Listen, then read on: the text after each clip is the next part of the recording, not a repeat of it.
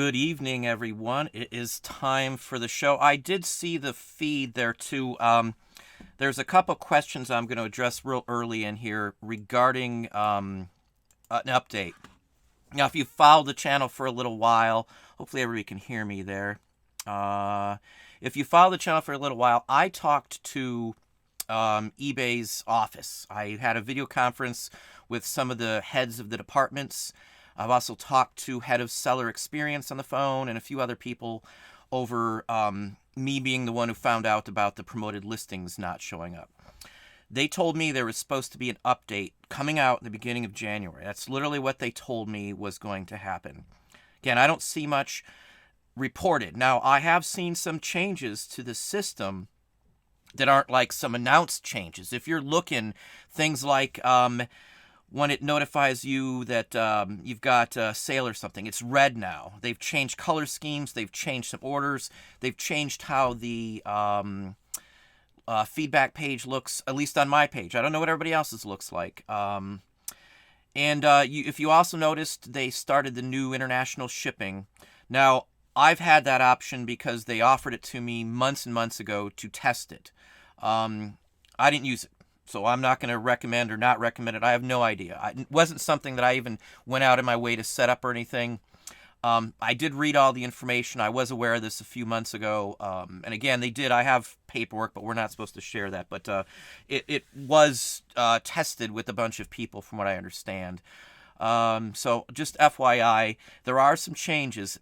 For all we know, with all the issues that happened with the promoted listings and all that other stuff, there may be some issue where they had to change what they were doing immediately. If you looked at the financials, including the very last video I did, they are flat on promoted listings by their own reports and their own numbers, which means that it didn't take off like they anticipated with the big push and removing options and all this other stuff. So it's faltered. I don't know. I'm not trying to say I had anything to do with it. It just wasn't a good ploy in the first place, because if Google did that to them, eBay would have had them in court. So anyway.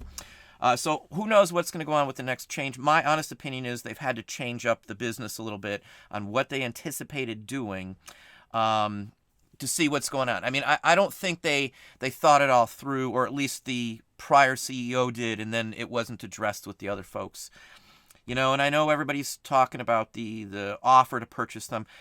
Don't worry about that at all. The same company has offered to purchase eBay on several different occasions, as had other companies. I don't worry about it. It's all just, propaganda. You know what happened when that announcement was made? eBay stocks went up. So somebody could just announce something and they get more money out of it. Who knows? Either way, they're selling or being forced to sell. StubHub is going to bring in $4 billion. Last time they split off something big was PayPal, and eBay hasn't done great since that split. So, you take it how you want on that, but I pay attention to stocks and things like that. I'm not some big stock person, but I do pay attention. I took classes, we've delved into it. I do own some stock, to be honest with you. No eBay stock, no PayPal stock, none of that kind of stuff. Stock from places I've worked and in-laws have worked. That's it. Reinvestment programs that we use, and I've got a Roth IRA. Somebody asked that question. So yes, I do have a Roth IRA, and I think Diana was who asked that question before. I have pensions as well. The wife and I do too. Just FYI, I worked for Disney for 10 plus years, so we have an investment in our retirement. So I just want to shout that out there. There's a lot of folks out there who don't have any investments who may be doing this, and I have a safety net. And that's extremely important in this business in this day and age. So I don't want to go off on tangents on that. Just there was that question regarding the update that they supposedly said. They told me to my face, I think it was in maybe October when I had that conference call. And it was, there was 3 different people in there, 3 different departments heads, including the person who was in charge of the entire promoted listings department sat in the room. None of them had an IT degree, and none of them knew how the coding worked. So just FYI, how you could have that position and not understand common things like SEO and why it would be important seeing your SEO on Google, defeats the purpose. But anyway, enough of that. Let's see who's on here. I just literally got in here the last minute. My day's been fairly busy. Jinx, our dog, was supposed to have surgery, but there was some issues with the vet, and I ended up just bringing her home at that point. So anyway, next week. So, and then we had some snow here last night. School was canceled. UT, where my oldest goes, they had a fire out there, and I actually had to go out and pick him up because of everything was blocked off. You couldn't even get a car out of there. So it was one of the chemistry labs. Wolf Hall is where it happened, but I don't know what the result was or anything on that either. But it's my college. It's where I graduated to, just FYI. Let's see here. Summers 422. Hey, back at ya. I've watched a ton of your videos. Your knowledge is Marco. I'd love to get into things like you sell or something similar. Do you offer classes? I don't do any classes. I don't have time for one. I offer the Patreon, and that's about it. And it's mostly like behind the scenes stuff that I don't talk about. I do generalization on YouTube, and my videos on YouTube are usually a certain length. I try to control them lengthwise because I spend way more time editing my videos right now than I ever have in the past. And that's every video on YouTube that I do is I have more editing involved in it. I'm trying to up the game and trying to make them look better and be more enjoyable. And I'm working slowly at it because I've got so many other things going on. We've got an animated cartoon that we've been working on. I got a lot of money in that. It's something I would do either way, so it's not like I'm trying to promote it to you guys right now or anything like that. But I got my time spread out all over the place.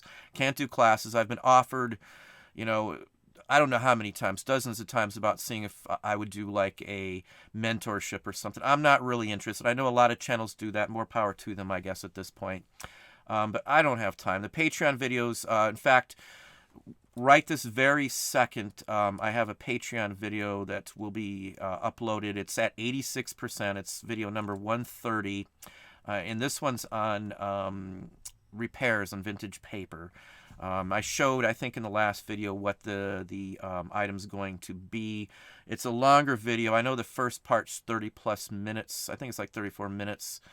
And there's like 5 segments to that one. I don't know at this point even how long it's going to be. I haven't edited the very last segment of that one. So on any of my videos, I usually just start the video and I don't time anything out. Wherever it ends is where it ends. That's just how I do things. I talk about what I want to talk about, and it comes out at the end, I guess you could say. Hopefully everybody can hear me. I didn't really call that out here. But thank you for the kind words, Summers 422. I've got Duncan in Australia. Mexican standoff last night with a giant brown spider. I've looked at a couple of those. You can buy a mounted one in acrylic on those spiders. The brown ones that he's talking about, they're very poisonous. It's not as bad as the funnel web. Why he brings that up, Duncan, I've talked to Duncan before. He's been a subscriber for a long time, like a year and a half or something, but I was bit by a brown recluse a couple of times. I have a scar. I don't know if you can see it, but there's a sunken in spot on my face even. Can't tell when I haven't shaved very well, but I've got a huge scar about that big where it turned necrotic from the brown recluse, and I was bedridden for 2 months. Long story. It was the worst experience I've ever had in my life, most painful, and I was in a real bad car accident with pins and things in my legs still. So that was way worse. That little tiny spider. But anyway, thanks for bringing that back up there, Duncan. The stamp collecting, I have not had a chance. In fact, I called on I do Craigslist sometimes. Once in a blue moon, if you don't know, you can find something okay on Craigslist. I called on a stamp lot that looked really good. And then after talking to him, the voice sounded really familiar. It was somebody I knew, and he gave me the straight on what he was selling, and it just wasn't for me. I was hoping, I've done really well on Craigslist ads for stamps. In fact, lately I've done fairly well on Craigslist in general. I don't know, maybe just after the season, people are trying to crank out the blow out some items for extra money after the holidays are done. So, or Valentine's Day maybe. I had that postcard haul for $20. I got some advertising items. I got a whole bunch of them. There's a huge haul sitting right over here that I haven't even gone through. Something I'm going to clean up. I don't know how I'm going to do that on a video, but it's some really neat items. There's a lot of oil company stuff in there, and All advertising pieces, every one of them. It's all the same kind of advertising pieces. I don't want to give away too much. I'd like it to be a surprise because it's going to be something that no one in the right, well, I shouldn't say no one, but a lot of people, especially if you haven't watched many of my videos, will be surprised that they hold a value like we'll get out of them. And it's something that I was down to my last item in my inventory of the same exact niche. Because they always sell these things, and I've talked about them before. Other channels like Dom, Primetime Treasure Hunter, he does the same kind of thing. So anyway, he's at Mile High Comics, Dom. If you didn't know, I know he just posted a video. Haven't even had a chance to look at anything with what's going on today, but Dom is like comrade in arms, I guess you could say. Primetime Treasure Hunter. If you don't know who Dom is, but I would love to go see Mile High. If you don't know what Mile High is, if you're not a reseller that's into vintage stuff, as a kid in the 70s, you could send away in the back of all the comic books, and if you pulled up a 70s or 80s comic book, you'd probably see an advertisement in the back to buy back issues from Mile High Comics. And I used to buy from this site, Batman comics, 10 centers, 10-cent covers is what I was more interested in. And we used to buy them, all my allowance I'd save up and buy comic books. As again, mostly Batman. My brother collected Superman back in the day. Used to go to the comic shows. I even set up or had some of my artwork set up there because I used to do knockoffs. I wasn't old enough to get in trouble, but I used to do knockoffs on Disney characters for somebody else who used to advertise in a magazine called Big Reel. That was before eBay. It used to be not regional, more niche style magazines, and Big Reel sold or advertised and had articles on movie collectibles, film, lobby cards, illustrations, all that kind of stuff. And eBay kind of absorbed them, as well as like Big Red Toy Box and all of those old-time platforms that were around in Yahoo auction days, which is when I started. We were before eBay existed. We were doing internet. I know I'm rambling on there. We'll move on here. Mark Rossman, how are you doing today? Let's see here. Are any of your yeah, I've got a couple Patrons in here. No one's required to do Patreon. I mean, it just depends on what you're interested in. Aaron is in Patreon there. I'm not really concerned with becoming a good content creator, but just want to be a patron on Don's Patreon group. My Patreon, literally, as I said before, just talks about, it's all videos. It's almost all videos. I've been a little behind on a few posts on there. I do have polls that I've had sitting here, and I still haven't had a chance to get those up. It's been one of those months here. This is probably the worst month I've had in a very long time, probably since my kids were born, with all the other issues going on. I have a son with some medical issues that, let's just leave it at that. I don't want to get into it right now, honestly. It's not a good topic for us right now. So anyway, but it's all videos.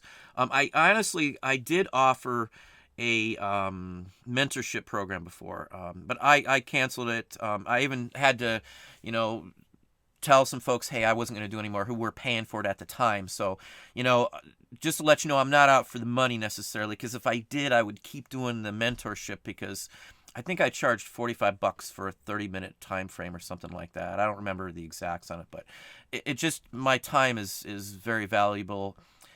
And for me, it's not as much about money. And I feel weird trying to offer a course or guide somebody in a direction. I learned from somebody, but it was an in-person thing. It was more like he's showing you in front of you. I feel weird trying to market my services that way. I guess that's it. I mean, there's nothing wrong with somebody who wants to do that. It doesn't feel like it's me, I guess. I don't know how to explain it. I feel weird. I don't want somebody to have a bad experience or be upset about something or anything like that. It's not worth my aggravation to deal with that, or have somebody else being aggravated over something if it wasn't going their way or they weren't making enough money out of something. It's $10 a month, $9.99 for the Patreon, and there's at least 8-9 videos I try to average every single month, 4-week months. There might be time frames that I don't put up as much, and I try to make up for it, like the next week, add an extra video or something, just because my time is, I wished I had like a follow around one day, like a Trailer Park Boys, where you can see what goes on in a given day. It's a lot of stuff. Reselling is a hard job. I'm not trying to discourage anybody, because it's the best job I ever had. It's the best business, the best everything. Wouldn't give it up to for any reason, unless that was the only thing that would save my life. I don't know. It's just one of those things. I love what I do. I don't mind the hard work. It's not even work. I enjoy it. I'm like knee deep in all this. It's my whole thing. It's the first thing I do every morning is I check what's going on, and I always have stuff displayed around, so I love looking at the stuff. So, we've got stuff laying here, laying there that you can take a look at and stuff. Anyway, I'm into what I do, I guess is the point. I'm passionate more so than probably 95, excuse me. I'm passionate about what I do probably more than 95% of the people I ever run into. For most people, it seems it's just a money thing, but I think I would still mess with this stuff, even if I didn't sell it for a living. I mean, I'd probably collect some of it, I do I do collect, excuse me, I'm sorry. Spent 20 minutes shoveling this morning, and ever since then my nose has been running. Let's see, where are we at? And hey, Aaron, how you doing? I'm sorry, I should have said hey the second I saw you out there. We're going to go down to some questions. Future reselling is the topic, and let's try and time this. I'm going to try and go through the names and who's here in like the next 10 minutes, and then probably around 7:30 I really wanted to touch on reselling avenues, things like that. What's going on in 2020? Because there are a lot of changes going on, in some expectations, some things that I see coming around the corner. Something to look out for, I guess we'll talk about too. Hey Charles, how are you doing? Good to see. Well, so to speak, see ya. Thank you for the comment there on the description too, Aaron. I got Craig Land Shark Picker in here. If you don't know, Craig's got a decent channel. I shouldn't say decent, a good channel. I've watched. He's in one of my videos even, from some other creators that I invited in to do a video.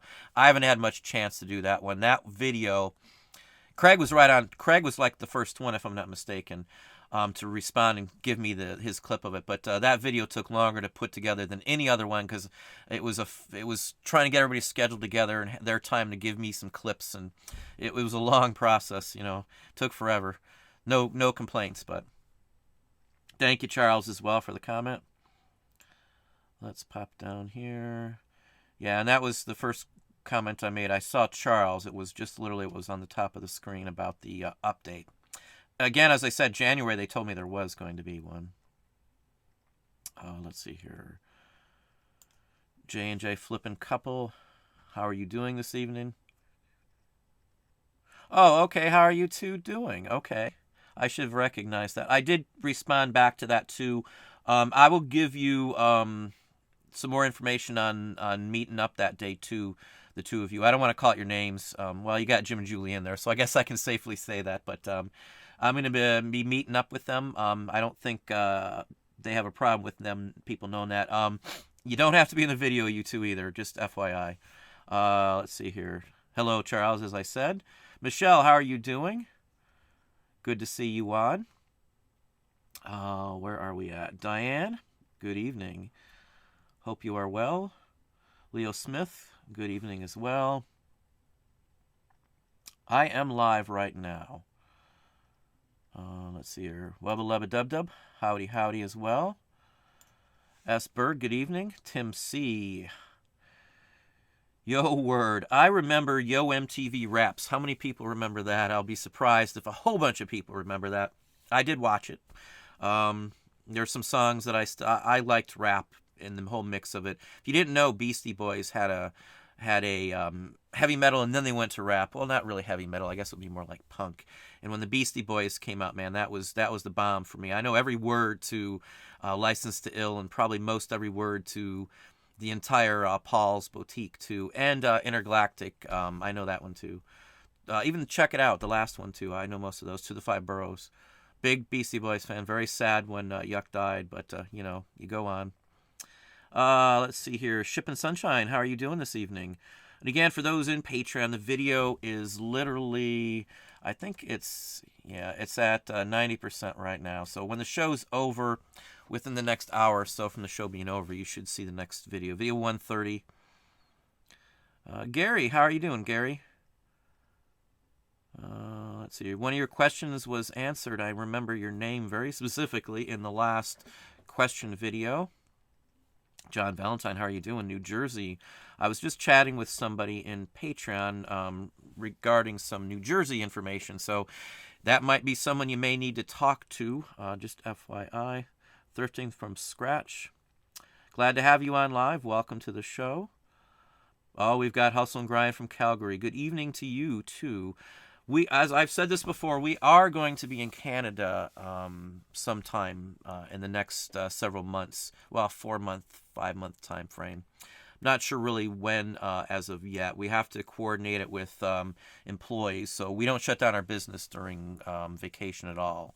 Somebody's here and able to run everything, the standard 6 days a week and the whole works, just like any other time. I don't shut down at all. I don't know when the last time I went on a vacation mode. It's got to be 5 years, and I think we did it for 3 days for an emergency, maybe. Only because it happened at the last minute and I couldn't get coverage. I think it was during a holiday even or something. Oh, I think it was last December when my son was in the hospital. I think we did do it then. Or did we? No, I think we didn't actually do it then either. Doesn't matter. Rock and Roll Reseller, how are you doing this evening? Waving back at you too. Sandra, how are you doing? Sunny Florida. I spent 10 plus years in Florida working for the mouse. Tim C. Hello from my mom's basement. All I ever think about is when I hear stuff like that is the wedding singer living in my mom's basement or sister's basement. Anyway, Mr. Mom Vlog, how are you doing? Mr. Mom wasn't a bad movie with Michael Keaton. I remember when that came out. Kind of gives away my age. Probably most people don't know what that movie is. Black Crystal Dice, how are you doing today, this evening? Hey, Karen, how are you doing? Freezing Indiana. Yeah, we've got 6 inches last night. My son was actually casting last night. He had just cast a shot glass. Came out really nice. I might show it in the video. Anyway, my son casts. I've talked about it. Art Professor channel, you can see some. We've got 2 casting videos, and then I've got like 3 or 4 now videos that I need to get up on there. But just with the time frame, man, it's been one of those months here, as I said. Well, it's rolling into now a month and a half of this, between being so busy and then having to deal with family issues. Dr. Full, knowledge us, please. Well, we'll try to do our best. I probably already ran over my time, and we still got some time to run down. I'll probably, hopefully, catch up. For those of you who haven't been on the show before, I do take my time, and I try to hit every single comment. I don't bounce around. So they go start to finish. I just hit questions. I don't skip them. Jennifer, how are you doing? Hey, there's Mike as well. Mike, how are you doing? In the first maybe 10 or 15 subscribers, Mike was in that group, and I've talked to him many times. And Jennifer Hayes, how are you doing? As I said, Marjorie Holman, how are you doing? Stuffologist. Mark Rossman, well, welcome to Patreon. As I said, there will be a brand new video. And Patreon-wise, Mark, there's a video intro at the very top of the page. When you first log in, check that out. Go from the post page, but watch that video first. It tells you how to navigate and easiest and quicker ways to get around. Patreon's not like YouTube or anything. I wished it was, but it has been improved a lot just since I've been on it, in all honesty. But glad to have you there, Mark. Flippin' Goodies, how are you doing? Let me slide down.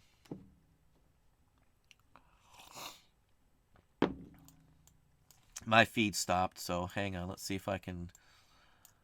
Yep, my feed has frozen. Oh, there we go. Yeah, my feed sometimes is terrible. Well, thank you very kindly, Ship and Sunshine, for the $2 super chat. How is your Shopify research going? We're almost finished with it. Let's just put it that way.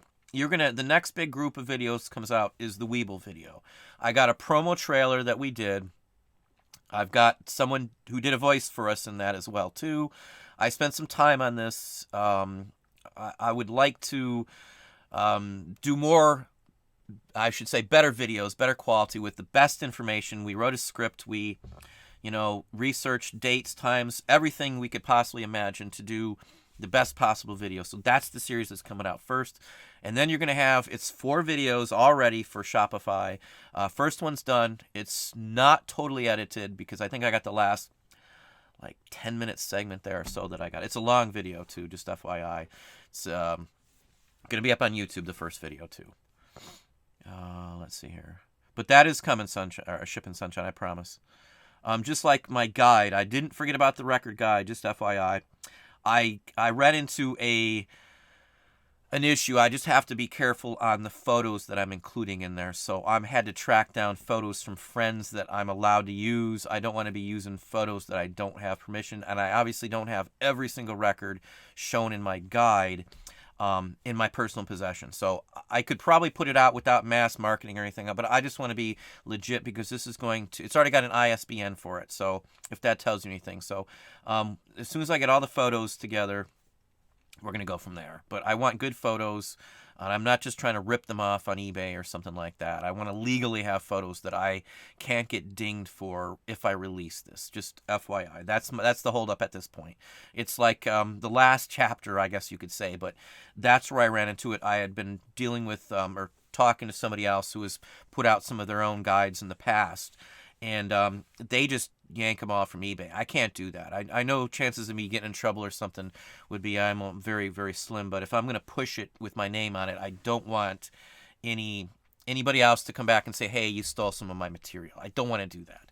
Just FYI. So any guide I ever put out will not be scrapped video or scrapped screenshots from eBay.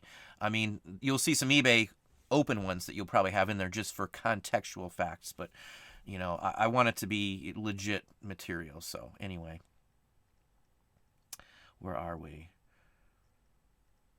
You will, as I said, Shopify is all there. I'm all over Shopify. Much easier than I thought.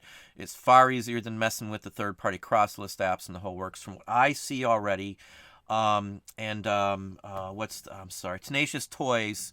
Check out Tenacious Toys. I got a video with the owner of the company in there. He's been on my channel. He's all Shopify. If you want to see what Shopify is, type in tenacioustoys.com and look at the site. That's how it's easy to run. You can cross them across, multiple platforms and the whole works. There's options to import. Now it's $1,000 for the amount of listings we have just to import them into Shopify, but you're talking way more than you would ever probably imagine. 70 some odd thousand listings. But anyway. So it's going to be an in-depth thing. I'm going to show all I can, the ins and outs. They've got a shop, and you've got to buy services. It's like a piecemeal, like a la carte, basically. I guess that would be the best explanation. It's an a la carte website creation / channel listing app, I guess you could say. I don't know how else to explain it. That's the gist of it. It works just like anything else. You create them in Shopify, and then you broadcast them out by clicking a button to other channels. And a channel would be eBay, another channel would be Amazon, and so on, Walmart, the whole works. So, and there are ways to mess and do with Etsy and the whole works. You just got to pay when you do it. For the importing, it's just a one-time fee. And if I sat there and thought about how much time it would take me to re-input and do all this stuff, and even if I did it with a third-party app, I'd probably spend more, double or triple the amount of money, which we've spent some money already, just to get them into Shopify. So it was a no-brainer. It's a business expense. It's a cost of doing business. And $1,000 is a drop in the bucket to easily broadcast out all of my listings. You can hunt and peck too. You can import them all into Shopify and then only broadcast certain ones to certain channels too. So it's very user-friendly. It's very it's very easy to work with. It's easy to understand, and it's efficient, I guess, is the biggest thing. It's very efficient. Even the time frame, even their support has been very efficient. Fairly impressed with it. I have to say. I didn't say that about Sellbrite and the other sites that I'd used for months, and it just wasn't worth the hassle. Nothing wrong with those. This seems to be the easiest way. I just want to be done with it and be done. If you don't own your listings, own a copy of your listings, you should really figure out something to do that with. I mean, you can download CSV and all that kind of stuff, but it's not the same thing as having an organic copy of it that you can literally works that you can use. So I've imported listings that were created on eBay into a whole nother platform, basically. and they're usable. So even if eBay shuts down, I still have those same things, those same listings that are fully usable anywhere else I want to go with them. That's the key to this. So once you do that, you don't have to worry about taking stuff down from one site when it sells and moving stuff around and selling stuff out. It controls your inventory across all channels that you are on.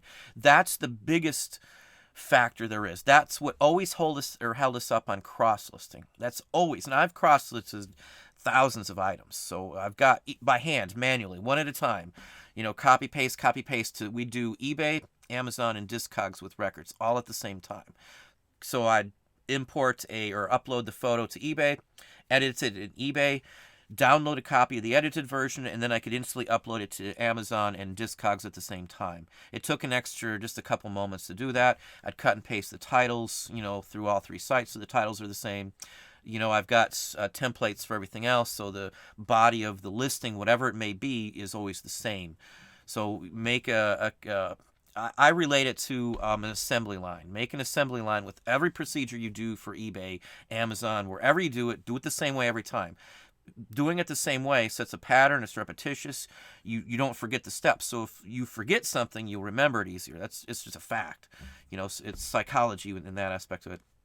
Like the other day, I missed a step, and I realized it like 10 minutes later. I'm like, wait a minute, I didn't finish that step. I don't know how many other people do that kind of stuff, but I very, very rarely miss a step on anything we're doing, and I did the other day. But anyway, hopefully that touches on that. Mark Rossman, I'm such a rookie. Everybody was a rookie once. Everybody starts at zero. Zero listings, zero money coming in, zero everything for your reselling business. Everybody. So the only difference between me and anybody else who hasn't put this much time and effort into it is time. That's it. There's some people that aren't cut out for this. But the majority of people shouldn't have any issue, picking this up after time. I'm over 20 years into this, and we're heading to our 10th year of just full-time selling. That's all we've done for 10 years now, almost. So, this is all I do. You get good at it. If you do the same thing day in and day out, you get good at it. If you sell the same items for years on end, you can really quickly look at something and know a value on it. Compare it in your mind. I've got a real good visual memory. If I've seen something before, and even if it's been a couple of years, I usually remember the item. I mean, I can usually tell you what I paid for an item, even if I bought it a few years ago. Some items I remember them even where I picked it up at, even the shelf it was on sometimes. But other things, sometimes on names, I'm terrible on sometimes, but just me. Got ADD and OCD, so maybe that has something to do with it. Carolina Picks, you can deduct the Patreon fee from your taxes. I would believe that is correct. Now, I'm not a patron of anybody else, so I haven't really looked into it, but logically speaking, any type of education you get would be a tax deductible expense. If you go to college, one thing I would recommend, even if you don't want to go to college, just take Accounting 101 and Business 101. Just those two classes. Those two classes, if you've never ran a business, will set you straight. And it's a couple months. It does two things for you. You'll learn that stuff, and the second thing is, if you need something from the Small Business Bureau or anything like that, you can show without a doubt that you understand how business works, and you will get a loan 10 times better. You'll get help 10 times better because you have an established history. You can take both of those at the same time. 6 credit hours, 3 credits apiece. It's tax deductible, business expense. You might even be able to get a business grant or something just to take one of those classes, depending on various factors too. Just FYI, there's nothing wrong if you don't do that. Nobody has to do that. But if you don't have business experience, I would personally recommend that. I took them and I worked as a regional, so I already knew a lot of that. But there was always something you can learn. Plus some of them are required. Counting, if you want a BA, is required, or even a BS. You have to take accounting class. Well, I guess maybe there's one other class or two you could take, but it's all in that sort of genre of classes. I know psychology, everybody takes Psych 101, but or even Poly-Psych maybe, or something like that. Yeah, but Carolina Picks, I believe, is 100% correct on that. Well, I'll say 99.9%. I'm never 100%. Do I sell a lot on Amazon? Yes. Yes, I do. Amazon, it depends on the season. In season, it's FBA, RA is mostly what people sell in season. Now, out of season, then I've got collectibles still too, and collectibles sell for holidays. So, what was the last? I sell records on Amazon quite often, believe it or not. Posters and records are like some of my biggest sellers on Amazon. And posters, I'm literally almost out of a whole segment of posters, and we had a lot of them. I mean, a big old stack of them, but that kind of stuff. Like the poster-wise that I sell the most are music-related posters. I'm heavy into music. I mean, I'm an audiophile, I guess you could say. I've got, I don't know how many terabytes of songs I own, a couple now. Tons of ripped songs from records and oddities and things like that. Love vintage music. I love most any kind of music. There's some country songs I like. There's R&B, quite a few R&Bs that I like. I like heavy metal. I like jazz. I even like classical, very much so. Even some musicals I like, believe it or not. But there isn't much that I don't listen to and don't listen to. I'm open-minded on music, and I appreciate music in almost any genre. It's just got some musical aspect to it. This Is How We Do It was what I was listening to just before I got on here, and I still got that earworm in my head right now. If anybody knows what This Is How We Do It is, somebody's probably going to know who it is. That goes back to the 90s. I'm sure somebody will pop in his name. Anyway, let's get down to some questions. I'm past Let's Talking. Yeah, we're at the 7:30 mark. Let's just talk just a minute here on Future on Reselling. Now, Bitcoins, and I've got some subs who talk about, and I haven't had a chance to respond, and this one I was probably going to respond to. Somebody pointed it out to me. The company ICE that has made these offers on eBay, they're heavy into Bitcoins, and I know that. I research all that kind of stuff before I talk about it. And they also own the New York Stock Exchange and the whole works. I know Bitcoin's here to stay to the most part, but at some point it's going to be regulated. The government's going to come in. They're going to want all their share of it, so the blockchain in general is the key to the whole thing, because blockchain is really secure if you know anything about that. But anyway, so that's a consideration. Patreon wise, I'm going to have a Patreon video on something that's they've been trying to come up with, video game related. I'm going to give you a call out to something in another video too. But there's other things that are coming around for like Christmas. I know it's months away from Christmas, but we've already done our Christmas shopping for this coming up year last year. So your future, right this minute here, you're going to have to look ahead. eBay went down in overall merchandise sold on the site. What was it? 6.3%. Most companies want 2 to 3% increase, so that puts eBay 10% down from where they should be right this second. Now, I'm not trying to scare you. I'm not bailing on eBay. I'm not telling you to do anything like that. eBay is a viable platform. It was number 2 in fourth quarter for selling sites. So you can't knock that. So whatever happens, even if they drop even further from that, they're still in the top 2. When they leave the top 2 position, that number 2 position, that's when you want to worry. As long as they're number 2, I'm not going to worry. Even if somebody buys it, they're not going to buy it and just trash the site, because the money's in the site. So it makes no sense. If somebody bought it, maybe it would be better.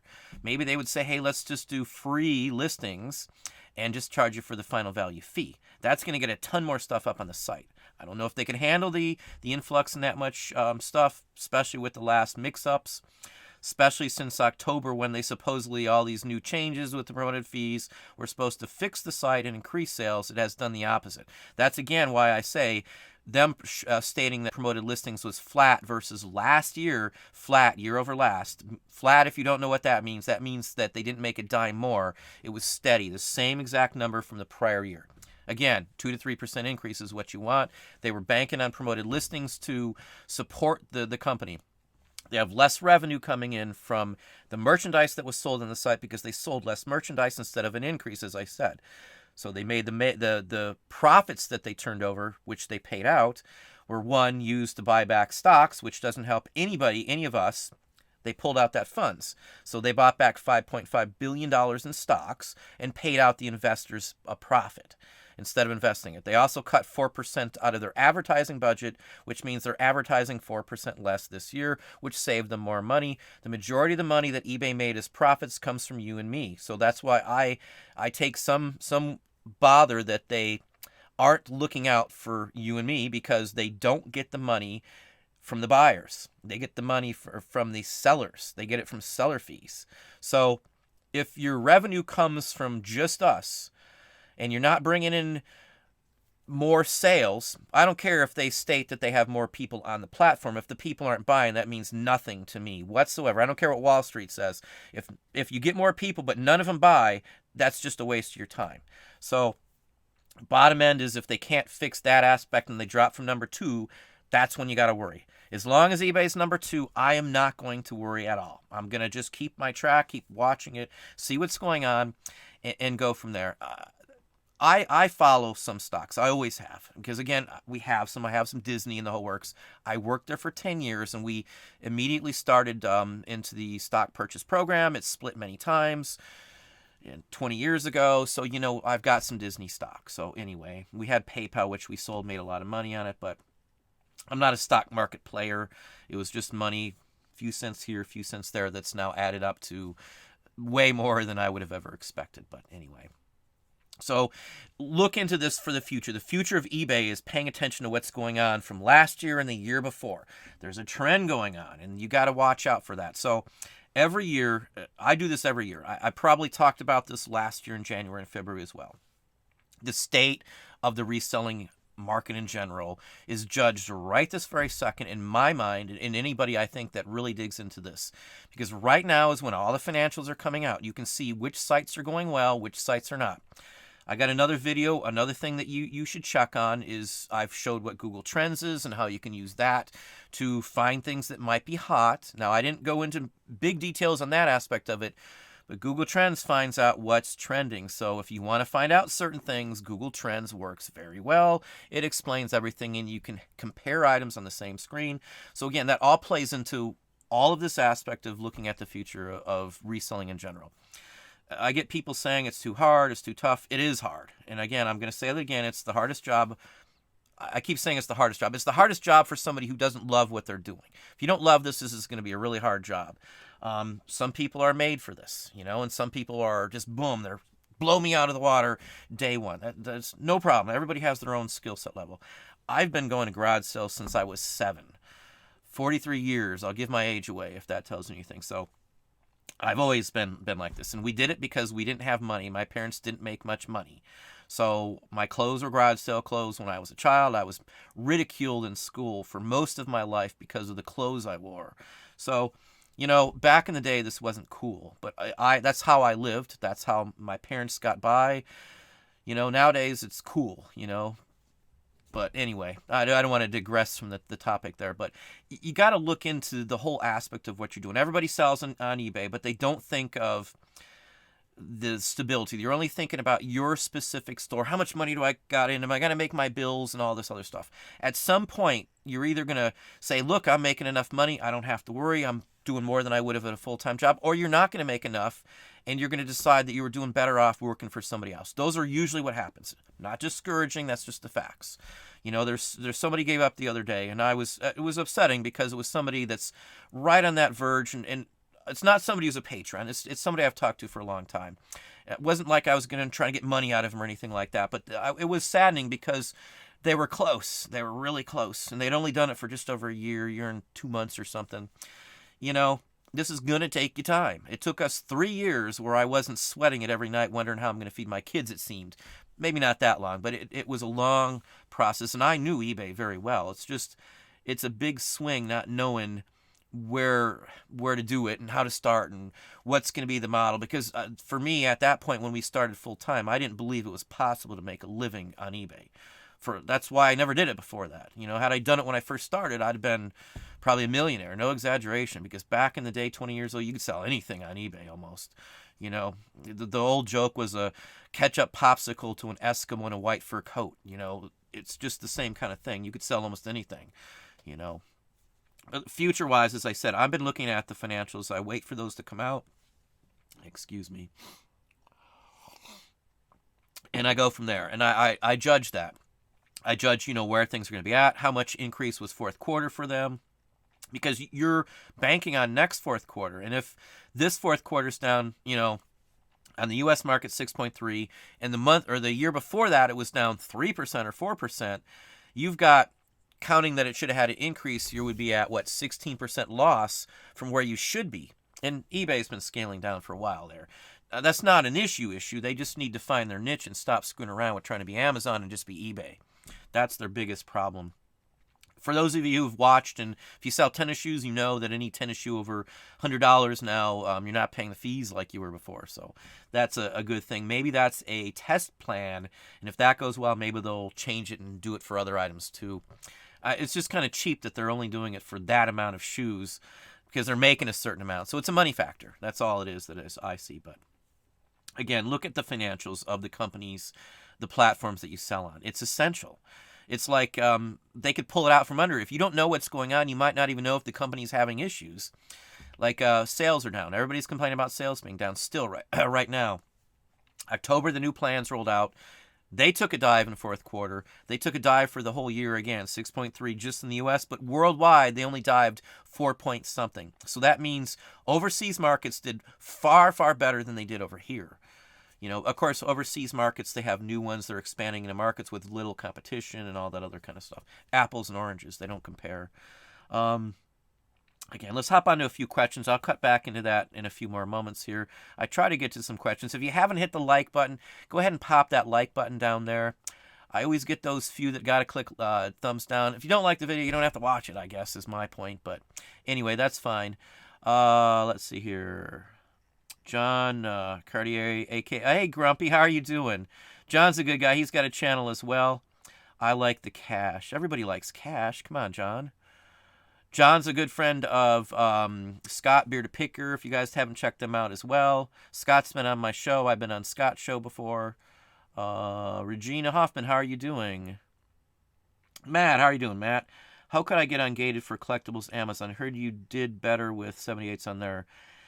I don't know how to tell you because I've had half a dozen people in Patreon. I even looked at the forms that they submit. You got to fill out forms. You're going to have to fill out some forms and with information and things. And I've even showed them, I even posted and gave them a copy of the form I turned in that I got approved with that form. My only answer right at this point is I think they've got the category locked down to a T for whatever reason.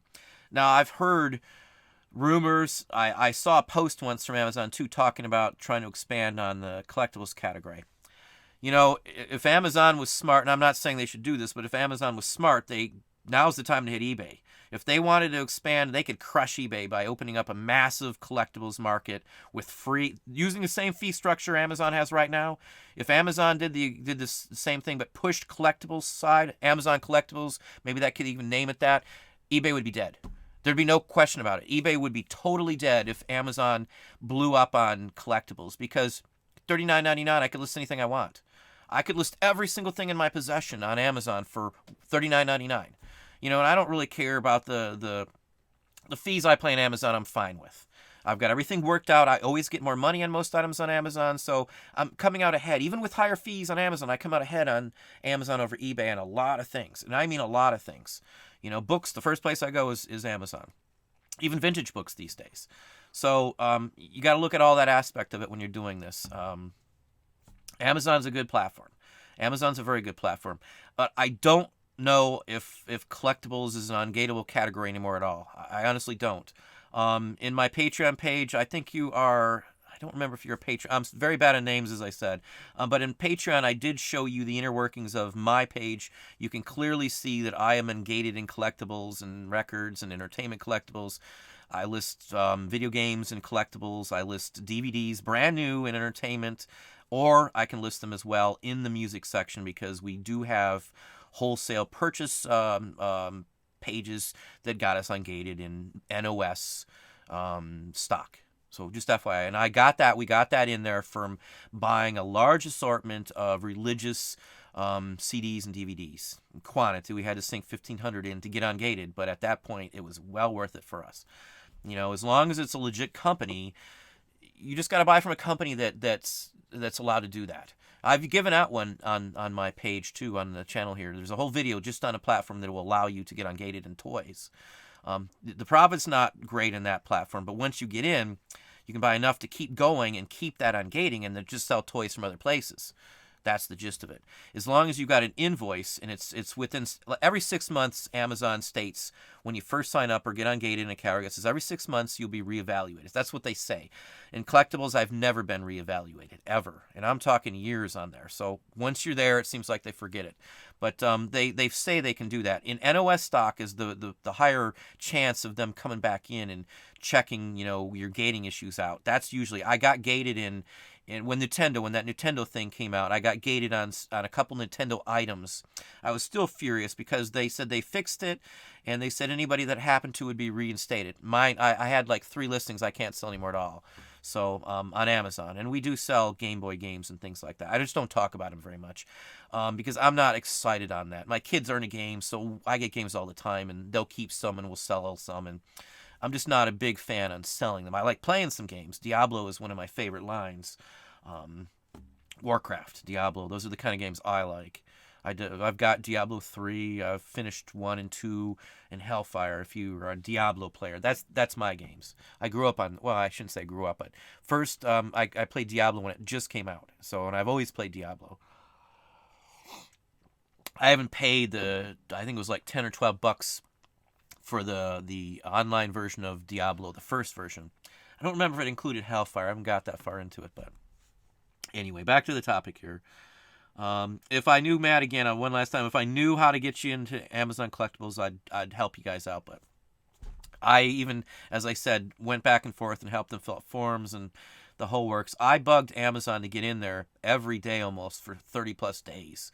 Back and forth. I probably have 30 or 40 emails back and forth. Every time they sent me something, I hammered back with another response. And in some cases, I sent 2 responses from their 1 response. So I'd send one, go back in, and send another one. I mean, I flooded them with stuff. I didn't stop every day, and I would have kept doing that even longer if that's what it took to get in there, or for them to tell me stop bugging us. The minute they told me I could keep reapplying until it was to a certain point, and the guy was being nice. I think he was giving me like an insider secret. Don't give up. If you get the right stuff on there, we'll let you in, but we're not going to tell you what the right information is, which is pretty, I don't know. I won't say the word. Let's move down to some more questions. I know I talk a lot. Let's see here. Sandra Bentley, wealth of knowledge when it comes to ventures and antique items, especially in Fear Toys Mags. Well, thank you very kindly. I'm paper guy. I know the difference between any kind of paper you can imagine, I guess. The stuff I sell, I know it very, very well. Again, we've been selling it for full-time 10 years. After 10 years, there isn't much in like trade cards and postcards and paper and posters, records and stuff that I haven't seen. Or don't know what it is, at least. There's some records that I wished I could find that are worth a lot of money, like 10 grand, but, I've sold a $6,000 record. That's the most for one single record ever sold. I've sold a bunch for $4,000, some for $2,000, well, quite a few for $2,000, and a whole bunch from $700 to $1,000, $700 to $1,000. A whole bunch of those. Those are usually the top end, usually what I find. But once a year, twice a year, we'll get one worth $2,000 to $4,000 a piece for one little 45. That's usually about my odds. One month I found 2 of the same records at one place, and that was a really big month where I did like I don't know, $6,000-$7,000 extra in just 1 month from 2 little 45s. Few and far between. It's that 1% of 1% of 1% are the records that are worth that much money, and they don't come by often. You got to know what you're looking for to know that that's what you're looking at. A lot of people can pass these up. The last record I sold was from a soul singer from here in Toledo area, and the one I bought was looked through. It was in a lot who was looked through by many people apparently at a show when I pulled it out there, and it was worth 23 or 27. I don't remember the exact number at this point. I think I listed it for $2,750, $2,750, and I think maybe I sold it for $2,350. It's those kind of things make my day. It's like finding a buried Spanish treasure or something to me. I'm all excited. I got to run up and show the wife, hey, it's worth hundreds of dollars, But thanks again, Sandra. Rose39M, how are you doing? Summer's 422. So are the Patreon group videos more of a teaching tool? Yeah, I'm sorry. My sinus is from being outside. I haven't been in the cold like that for a while. And it was sleeting while I was out there. I think I'm going to get a cold. Where did we go? They're all the videos on Patreon are related to pricing or niches or trying to explain things. People post photos and I'll comment on those and tell you price wise. The videos, I show you how to look them up. I do bolos. I don't know. I just kind of throw whatever's on my head that day is what I throw the videos together. It's stuff that I wouldn't put out here on YouTube. I wouldn't want 100,000 people knowing the information that I put out, I guess is the point. It's a smaller group. I've gotten to know quite a few people very well in the group as well, too. There's people like Aaron and stuff that I talk to off on the side, stuff. There's quite a few other people I talk to, too. But I answer emails pretty quickly for any ones.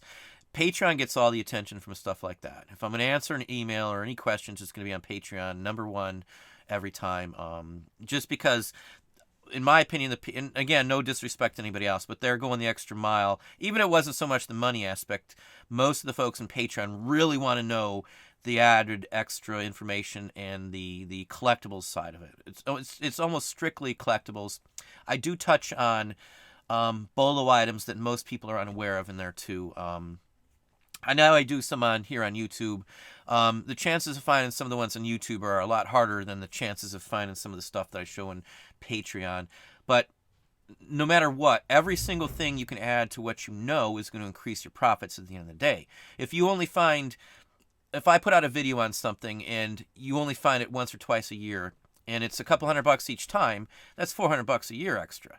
If you figure out 10 things that do that, that's $4,000 a year from 10 different items. You may only find each one of those items once or twice a year. That's all you need. You just have to have a lot of items. So when people are like, hate clothing and they're stuck in the clothing section, and they're just doing clothing, everybody knows the prices are going up, and everybody knows that the market's flooded, so it's harder and harder. I know there's people that can still make awesome money, shoes and all that kind of stuff, but it's harder and harder to do that. So you got to have something else added to it. Keep adding a little piece here, a little piece there. Since day one, since I've been on YouTube, that's the one thing I always tell everybody. You got to broaden your horizon. Knowledge is power. There's the Schoolhouse Rock videos when I grew up. I never forgot that. Knowledge is power. That's the one thing that you got to know is the more you know, the better you are going to do no matter what. I don't care what else is going on. If you know more than everybody else in specific categories and stuff, you'll be able to skunk them out and score the good stuff while they're passing it by, or know how to source it better. Figuring out how to source is knowledge. You've got to know how to source certain items. All the time I hear people saying you're never going to find the items that you show. Never. I never see those. You're just making that up, or you've got some secret, or you've got this. I get them the same places everybody else does.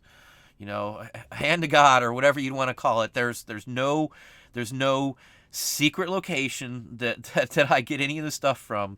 I mean, I have pickers, but they're getting it out in the wild just like anybody else does. Everything that I sell is something you can get just anywhere else, just like everybody else can get it. There's no top secret one. Everyone I get somewhere out in the wild. Everything I get. And if these items are so hard to get, and no one else can get them, if they're not out there, why do I have so many of them? Where did I get them if they're that hard to get? That's my point. I've got 15,000 trade cards up. And I don't want to do it because I'm on a nice tripod here thing, but right behind me or behind the camera, there's a shelf with like 200,000 or 300,000 pieces of paper with tens and tens of thousands of trade cards. Another section over there, there's 20,000 postcards, maybe more than that, maybe 30,000. The tote that it's in is pretty heavy. It's heavy to pick up. Usually when the kids are here, they two of them pick it up. That's how many postcards are in that thing. It's got to be 100 pounds or more. So this stuff's out there. I promise you, everything I sell is accessible to. You're just gonna have to figure it out. I can't walk you to the source. I can't just say, hey, it's gonna be here. I don't know where you live. I don't know what your sourcing locations are, but I promise you, everything that I sell that it's in all my videos. I get all the time. You see over and over again the same paper style items, the same vintage stuff, photos, records, 78 discs, and the whole works over and over and over and over and over again. That's my bread and butter. If it's that hard to get, I wouldn't be able to get it either. I mean, where I live is a small it's a small area, it's a small town. They're here. I'm telling you, wherever I've been, I've gotten the same things. I did it in Florida. I did it in Mississippi. We did it in Virginia, Washington D.C. Even I picked up in downtown near right over what's the bridge by Georgetown? I can't think. Key Street Bridge. There was a flea market over there. We used to score out there all the time. We go to the flea markets in Laurel, Maryland. Community Thrift was the name of that one. I don't know who owns it or anything else. I don't even know what's there. It was right off the Beltway. And that one, we could make $1,000 in one trip every time we went there back then. But, you know, knowledge is power, I guess, is the bottom line on that. You're just going to have to dig in there. Anybody who says that they can't find any of the stuff that I'm talking about just needs to dig in more, because it's out there.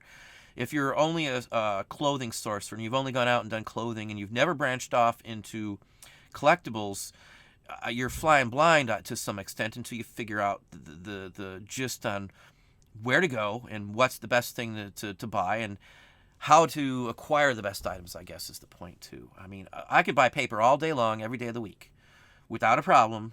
And again, people say, you know, markets are going to get flooded and all this other stuff. I've been showing the same items on YouTube going on 2 years now, and my markets have done nothing but go up.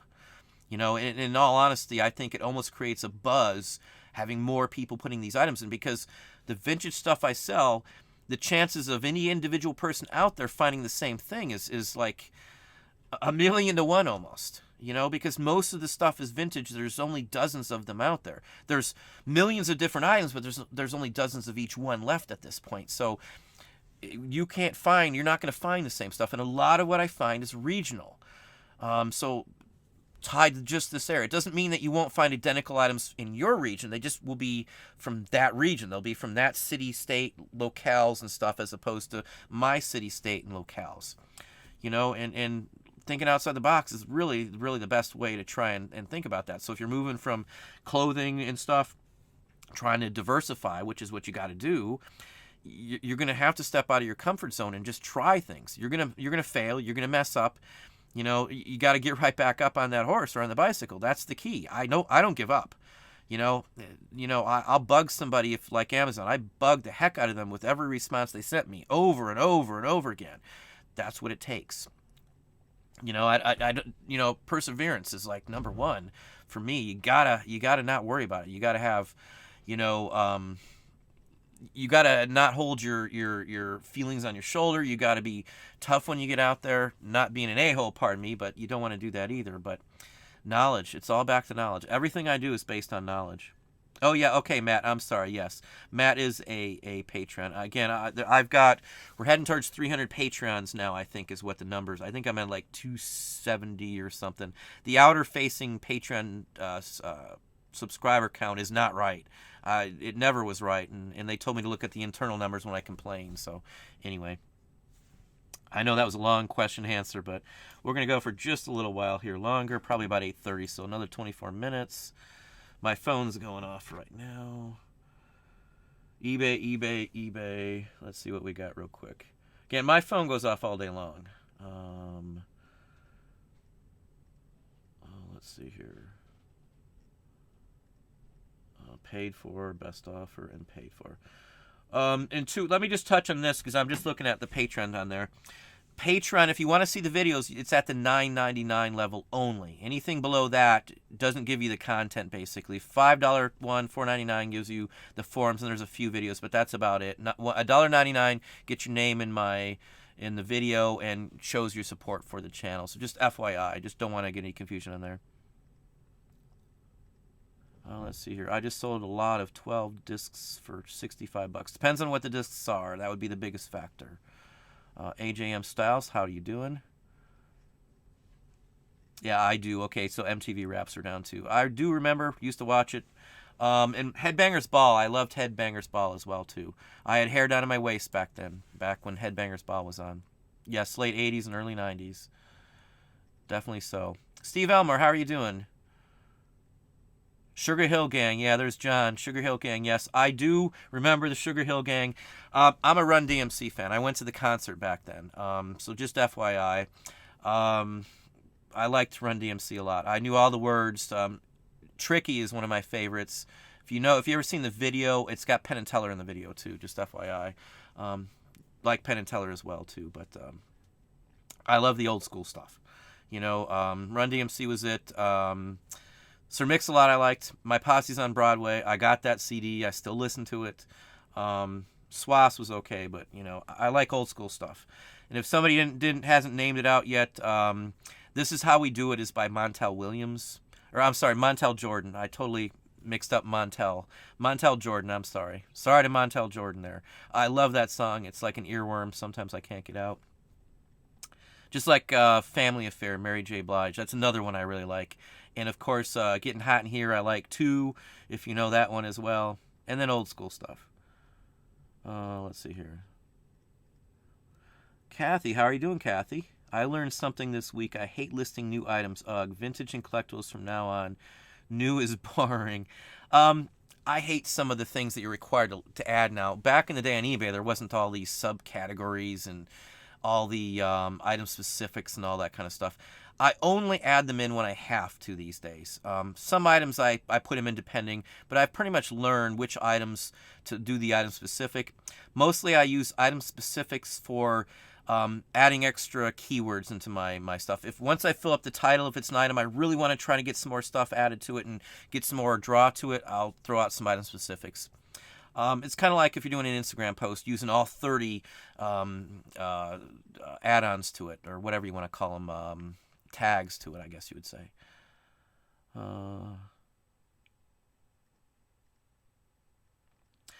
Yeah, Carolina Picks, watch out on selling those old VHS tapes. You're not legally allowed to do that, and you could get a ding for selling pre-recorded MTV tapes. Just FYI. No criticism towards you because I like watching those, but there is some rules on that. That's pirating, they will call it, since it was ripped from the TV. So FYI, just be careful. I've sold them in the past, so I'm not going to say I'm not guilty of that. But after I got a warning on one, I stopped doing it. So I don't sell any pre-recorded VHS at all. Reel-to-reels I do sell, but I just sell them as blank media, so they get what they get. Most people just, re-record over it anyway, so I don't even listen to them once I hear that they're just recorded. I'll just blank tape, You can re-record over reel-to-reels. They do sell good, though, Carolina Picks. I definitely agree with you on that one. Thanks for answering that question, Gary in Daytona.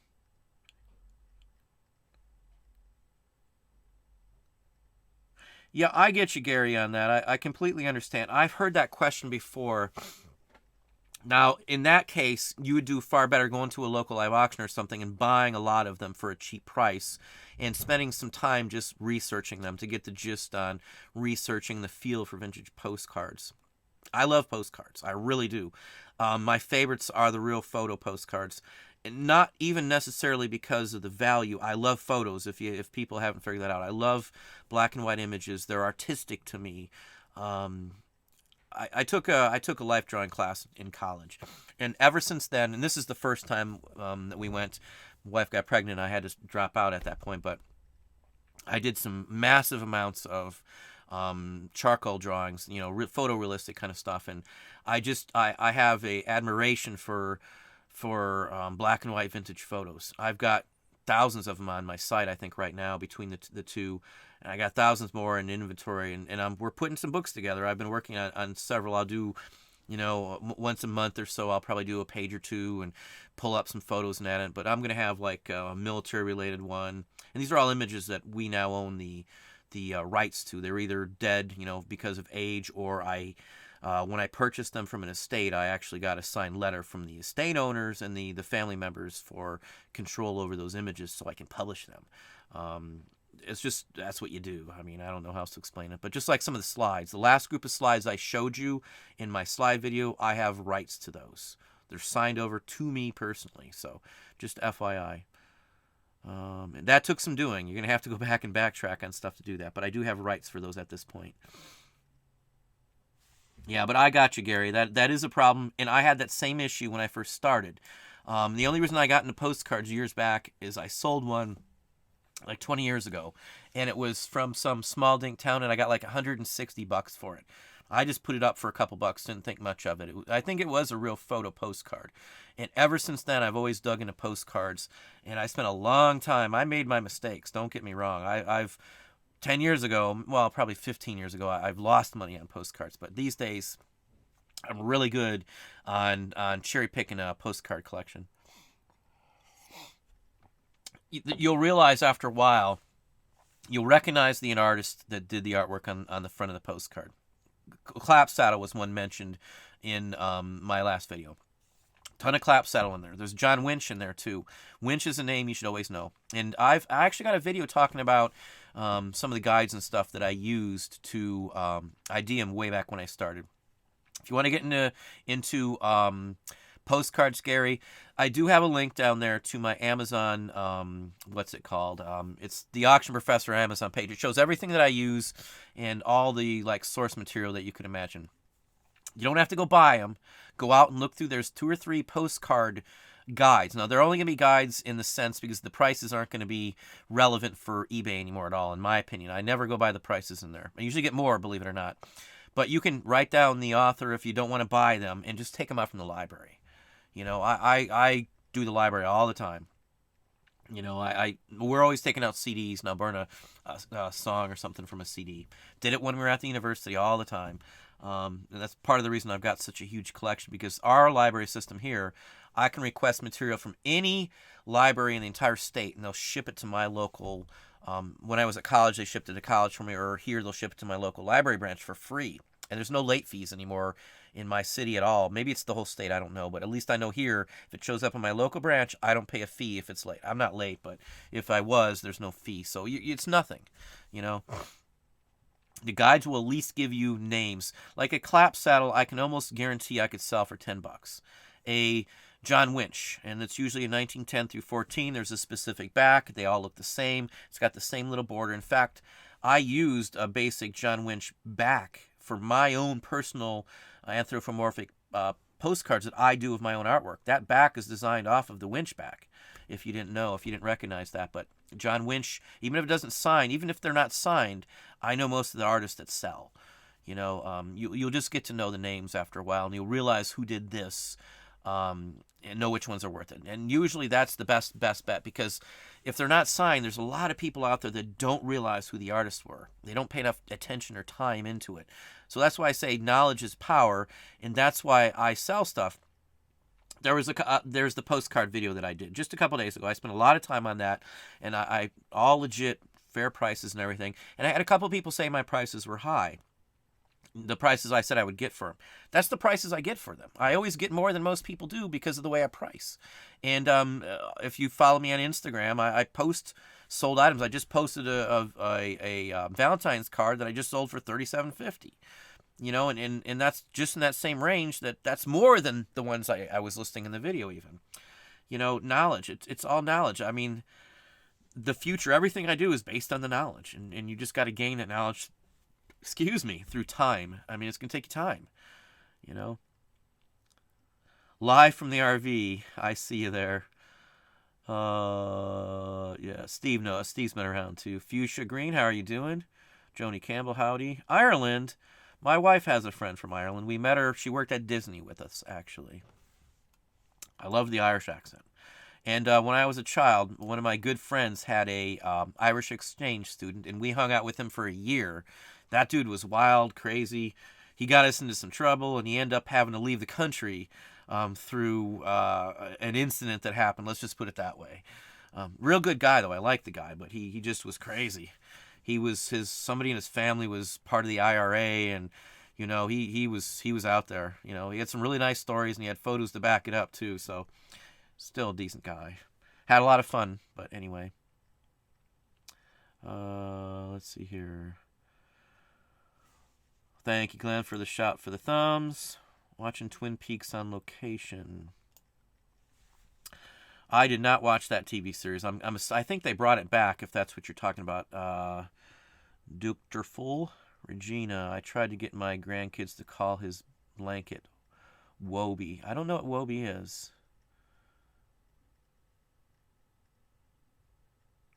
Let's see here. Rich, how are you doing, Rich? If you had any tips on how to photograph large posters, found some 1970 repo Navy recruiting posters. Wondering how to photograph them. I actually show you. Hang on. Okay, this is what I use for photos, or for posters. And I've showed this before. I think I showed it on Dom's channel. We're going to have to cut it off in just a few minutes here. Oh, we got 13 more minutes. So these. Now, if you have a giant metal board or refrigerator, you can use these on the refrigerator. But what I'll do is... Now, I've got a bunch that don't have the magnet on here. The magnet's just there for weight. That's the only reason it's there. So I've got some, what are they called? Mug hooks. The mug hooks that you have, I've got them mounted in the ceiling, spread apart, and you can vary them. I've got 2 or 3 sets of them up there. So what I'll do is there's a string that runs from this little spot right here and goes up to the mug hooks. And so one of these will be hanging in 2 different spots. It'll be right against the wall, and I'll clip it onto the top of the poster just like that. And then another set clips onto the bottom of it. Now, the ones that I normally use, I've got electrical tape on these so it doesn't damage them. It's not really, it's not going to hurt anything. So, and then I'll hold 2 on the bottom. And if it's not enough and if it's curling up, where that hole is, I'll just tie, or I've got these they're S hooks. Just if you go to a hardware store, you can get an S hook. I probably have some laying around here. I don't want to step off screen again and do that, but I got an S hook, and I just hook a little tiny weight to it. It pulls the poster taut, and then boom, I take a photo of it. I've got a white background. I've got a 10-foot movie screen where we do projection movies here at the house, and we take everything in front of that. That's where the hooks are, right above that. So it's got a plain white background, and so it just blends right in. It just looks like it's been cropped out already. That's what I do for any poster that I take these days. Didn't used to do this. I used to do the stand on a chair and photograph down. It's just so much easier to clip it to the ceiling and be done with it. You keep the mug hooks in the ceiling 24/7, and I've got like 3 different sets of these I use, so it depends on the size. That's all you got to worry about. And if, let's say, it's a narrower poster, I just have a little string that I can clip between it, and it pulls them together where the clips are. That's it. I don't have to worry about changing the holes in the ceiling or anything. So anyway, and if it's in your work area, it's a work expense. You buy the hooks and all that stuff. It's a business cost. So, anyway, hopefully that helps, Rich.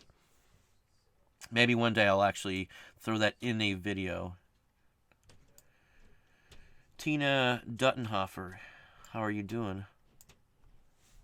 I just lost that. Where did that go? My feed just bounced. Hang on, got to find out where I was at. Oh boy, my feed's way over the place. Yeah, my feed locks up. I don't know how many times. I am way older than you, friend.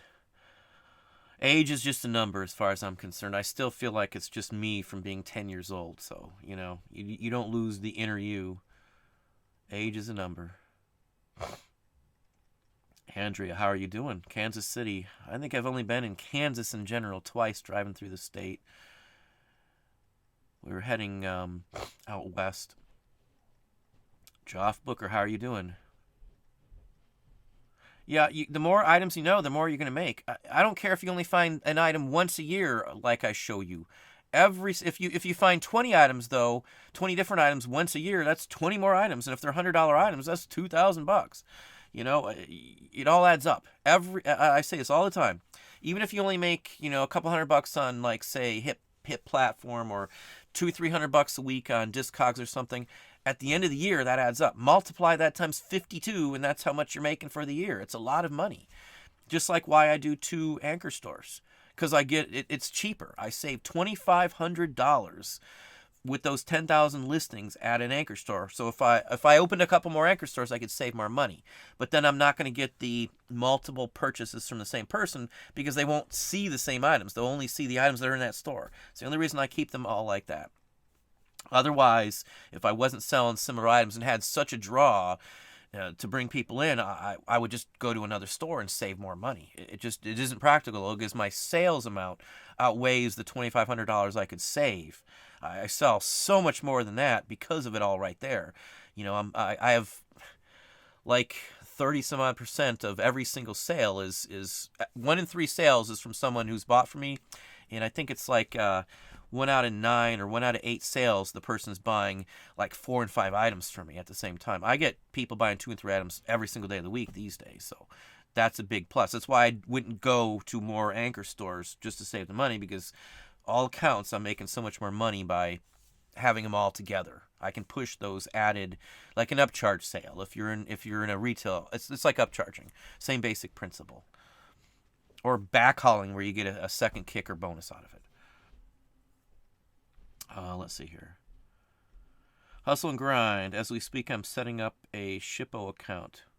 What a complicated nightmare so far. 2.5 hours and still can't buy a shipping label, and that is with support's help. I don't even use Pirate Ship. I opened up an account, or what do you want to call it, but I don't use it. I mean, I charge for shipping for everything these days. Everything. Every single thing I sell. And they pay for it, so I don't even worry anymore. And I don't even give the discount out, and I don't get complaints because of the way I ship. Now, I had somebody once say, he's complaining about the shipping, and then he was worried about it arriving right, and then he got it, and his response was, I had no problem paying the extra shipping because this guy packs wonderfully. That was his feedback. So if you pack right, they're going to be fine with it once they see how you took care of their product and the care you took into shipping it out. I mean, that's a key. That's a big thing to me. I take pride in every single thing I ship out. Even if it's a $2 postcard, it's going first class. They're paying $3 to ship that $2 postcard out, but I treat it just like, a $100 postcard, like it's a buried piece of treasure that's so fragile. Everything goes out wrapped in plastic, everything in cardboard. A book, clothing goes in wrapped around cardboard. It goes in a poly bag on top of that, or it goes in a box. It's wrapped in plastic inside the box. It's all cushioned, bubble wrap, the whole works. I do end cuts or bubble wrap, so I get it for almost nothing. So. Let's see here. Sandra, love the Victorian pop-up card how-to on your art channel. Clever working with a comic book theme. I've got 2 more pop-up videos, but man, my time, as I said, I feel neglecting the channel. I don't want to do that because I love artwork. Every Sunday I try to do art for most of the day, and I've done it, and I haven't had a chance to edit it. So I've got 2 more pop-up style videos coming out. The next one is from a kid's book that I cut up from the 30s.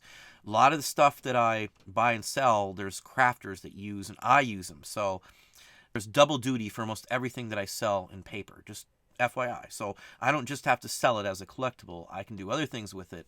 And in fact, we've started a whole new thing with postcards, which I may share after I get some establishment. In fact, I was trying to see if I could copyright the process. I don't know if I can, but anyway, maybe I'll share some stuff. There's always options to do. I love messing with vintage stuff, and I love repurposing collectibles into something else. That comic book pop-up card. Again, I've got the Art Professor. If you didn't know, I have a second channel, the Art Professor. It's got 1,700 subscribers. I only got I think 16 videos up there. But my goal, as time goes by, we're going to have another employee hopefully coming in soon. Once they're in here, I should hopefully have a little more time.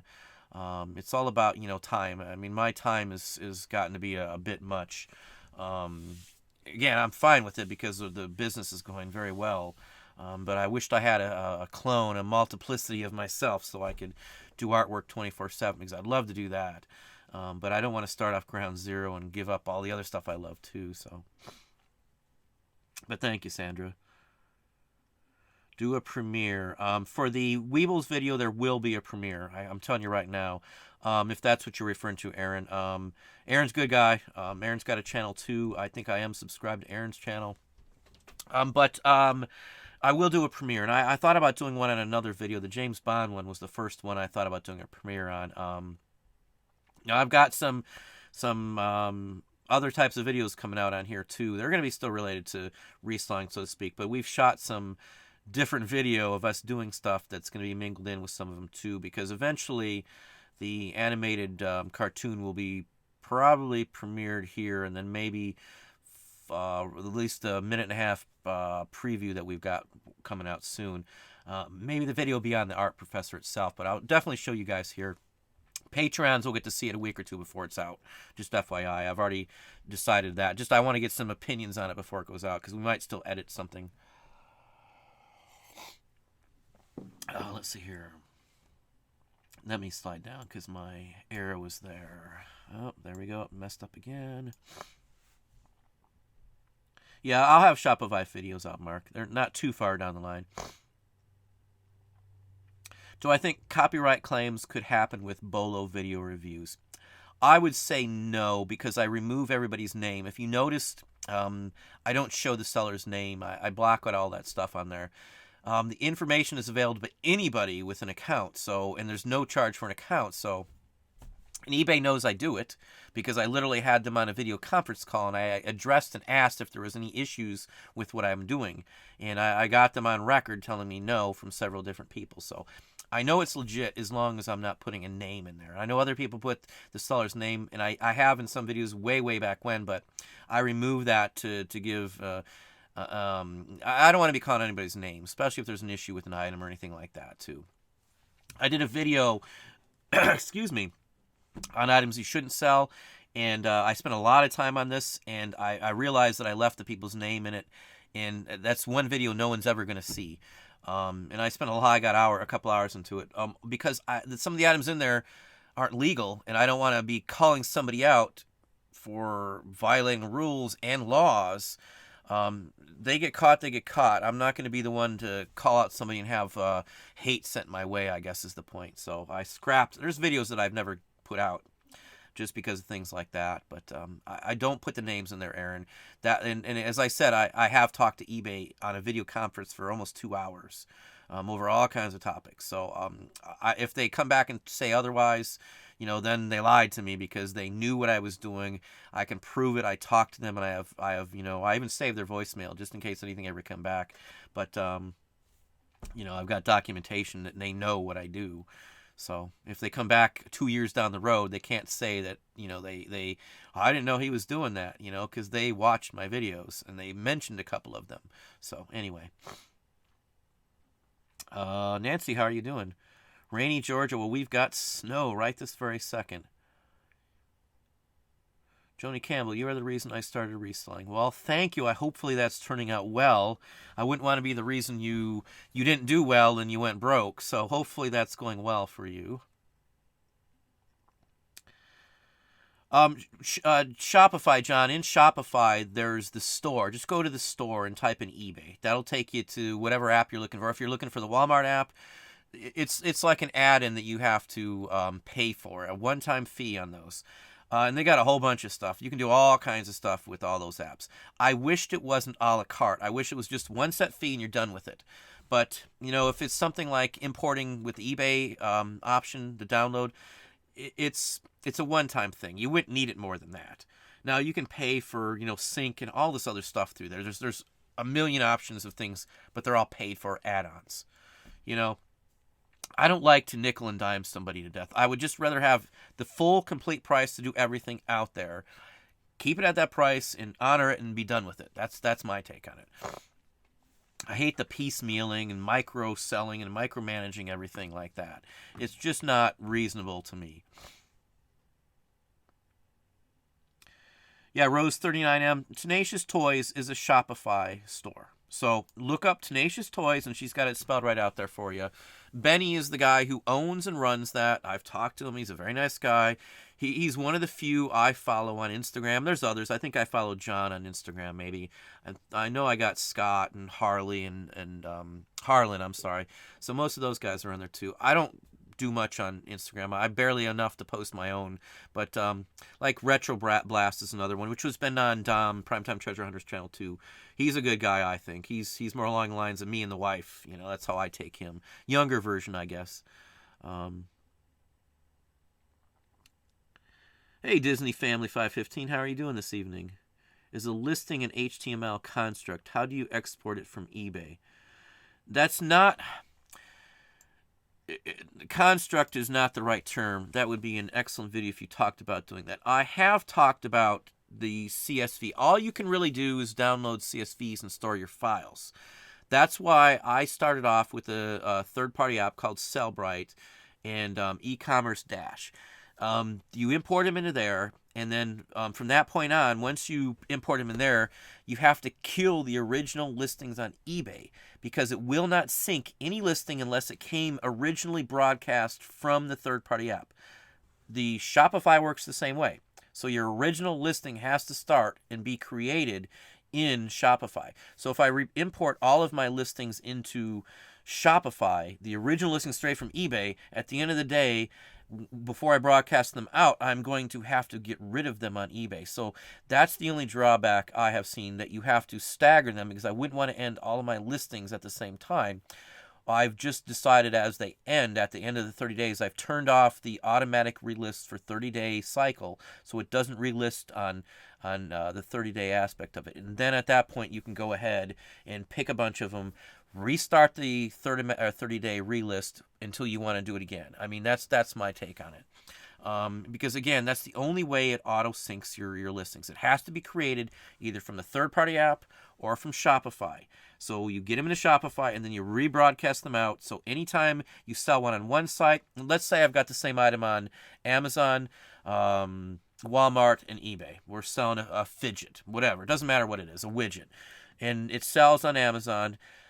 Shopify or even Sellbrite and Ecom Dash, as long as I started that listing from that platform, will pull it down from, if it's sold on Amazon, it'll pull it down from Walmart and eBay on its own. So I won't have to come back. Now, Hip does that too. And what it does is, if I sell a postcard that's on eBay and Hip platform, the postcard that's sold on Hip will automatically be ended, and it'll show up with the word sold as the first word in the title in my ended listings. You got to go back in and delete them, so you got to pay attention to that. That's the biggest drawback. But if you don't remember to delete them, all you got to just type in the word sold. It's the only listing you may have had that's sold, and boom, you pull it out from there. There's other platforms. What's the other one that does? I think Bonanza will do that as well too. Now, I've looked into Bonanza, and it's just not even worth my time to download it. And I've talked to some people who've done it for a little while. For every 100 items they sell on eBay, they may be lucky and sell one on Bonanza. And the prices don't go very... I spent some time in it. I'm not saying it's a bad site for everybody. For what I do, it's not a good site. So it's just like Poshmark or any of that stuff. I tried it. I hate clothing. I don't do it. McCrary, I'd just rather sell home goods on eBay and be done with it. It's not worth the added aggravation to sell one or two items that I already have listed on 2 or 3 platforms.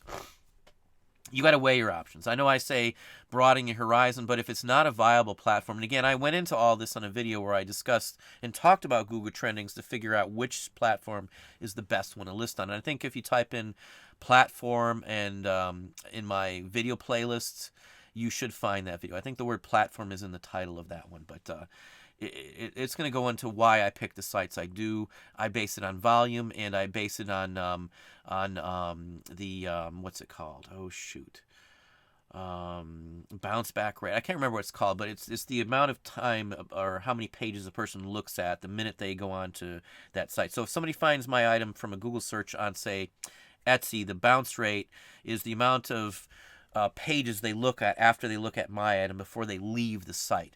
And if it's got a high bounce rate, let's say it's like Ruby Lane, which has a high bounce rate for some items and other ones it doesn't. So if somebody goes in there, they see an item they're looking for from a basic Google search, which is where now the majority of people start their searches, not from a platform, but from a Chrome search, it'll bring them to that site, and they may look at only 2 or 3 pages or 10. The higher that number is for their bounce rate, let's say they look at 20 pages before they bounce out of that site, that would be a killer site to go up, because almost nobody has that high. Even eBay's like 6.7 bounce rate. I think Amazon's like 5 or 6 page bounce rate, and the time per page is higher on Amazon. Now, some of the collectibles field's a little different on eBay, but those are numbers. That's all back into research. I know that because I've dug into this. You don't have to know it for everything, but people say, well, you get this much out of your items, or you do that, or your paper. Again, I spent my time on this. I'm ADD OCD for real, and I like it. I got to figure it out. I can't put it down until I know something. It's the way I am. I don't have a choice. It's not like I want to be like that. It's annoying to me that I stay up till 4 a.m. trying to do something, and I can't go to bed until it's done. It drives the wife nuts too, but I don't know how to fix that. That's just how my brain works. Or it doesn't work sometimes, But anyway, I think we better cut it off at that. I'm sorry if I didn't get to your questions. Let me just hit one more. I just saw that one. I have 7,500 eBay listings. How can I back up everything, including description photo? The only way is third-party app, as I said, or import them all into Shopify. That's it. It's the only way that's safe, that'll have it in a usable format where you won't have to do a single thing to get in. Third-party app, you'll have to do something by category, but other than that, that's the best way to do it. And Shopify, so far, from what I see, is the best version of it, easiest way, I should say, best time-saving effort on that one, from my personal experience. One other thing I wanted to just say, I did not update the credits on the live show. I just did it on the videos for YouTube, so for those of you who are on Patreon, you will see your name. If it's not in there, you signed up in the last couple days, it will be on tomorrow's video going forward all the way across, and next week's live show. I'm usually a couple days behind, and then I don't remove them anymore from my list, so you'll be on there. So just FYI. But I appreciate everybody coming on. If you haven't hit the like button, please honestly hit the like button. It does help out. The only other thing I want to say is, again, we do pick random questions from subscribers and viewers on things related to reselling. So if you want your question asked at some point, you got a good chance of doing it if you leave a comment down in the comment section down here. So I try to pull one. We're going to do one every 2 or 3 weeks. Just had one out a couple days ago within the last week. So anyway, I appreciate everybody coming on. Again, please hit the like button. Hit that thumbs up down there for me. Make me happy for today. I appreciate it and hope you all have a good evening today.